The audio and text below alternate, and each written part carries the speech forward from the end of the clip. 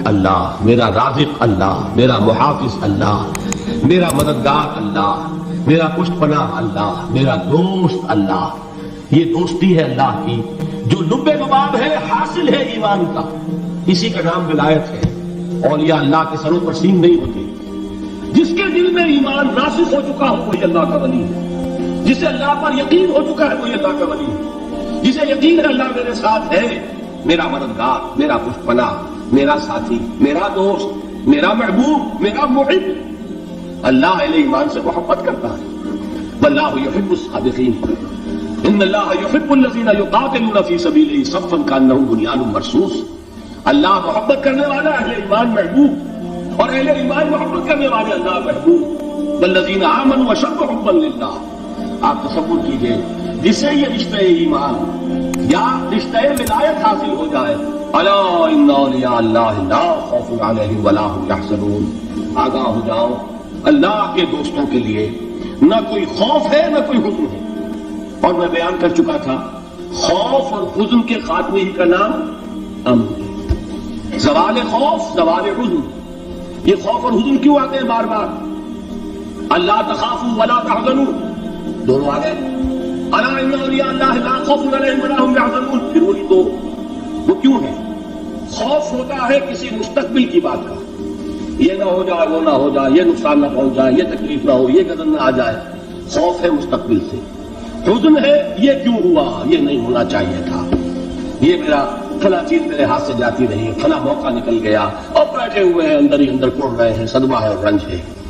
اور جو اللہ پر ایمان رکھتا ہے وہ جانتا ہے ما اصاب من مصیبت فی الارض ولا فی انفسکم الا فی کتاب من قبل ان نبرأها ان ذلک علی اللہ یسیر لکی لا تعصوا علی ما فاتکم ولا تفرحوا بما آتاکم واللہ لا یحب کل مختال فخور. اس زمین میں یا تمہاری جانوں میں کوئی تکلیف، کوئی مصیبت نہیں آ سکتی سوائے اس کے کہ جو اللہ نے لکھ دی ہو، اس سے پہلے کہ وہ ظاہر ہو.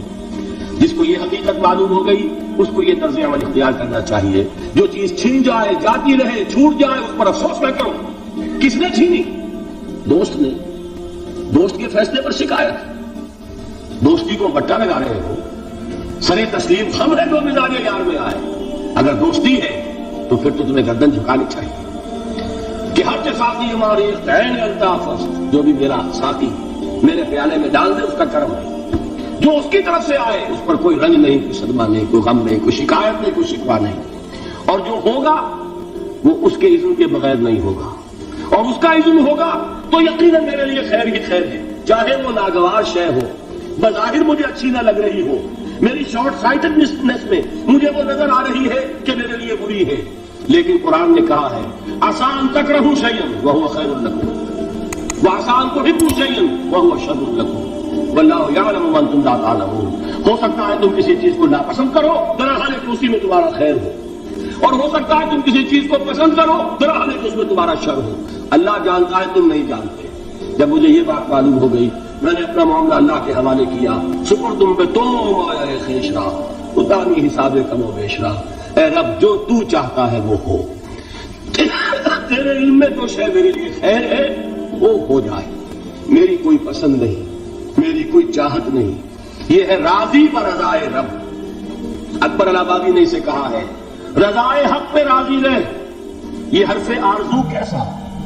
خدا خالق، خدا مالک، خدا کا حکم تو کیسا؟ جب میں آ گیا بیچ میں میری پسند، میری مرضی، میری خواہش، میری چاہت، یہی تو شرک ہے. ما شاء اللہ کان وما لم یشاء لم یکن. جو اللہ نے چاہا وہ ہوا، جو اس نے نہیں چاہا نہیں ہوا. اختیار اس کا ہے، میرا تو نہیں. رضائے حق پہ راضی رہے یہ حرف آرزو کیسا؟ خدا خالق، خدا مالک، خدا کا حکم تو کیسا؟ اقبال نے اسے کہا فارسی میں.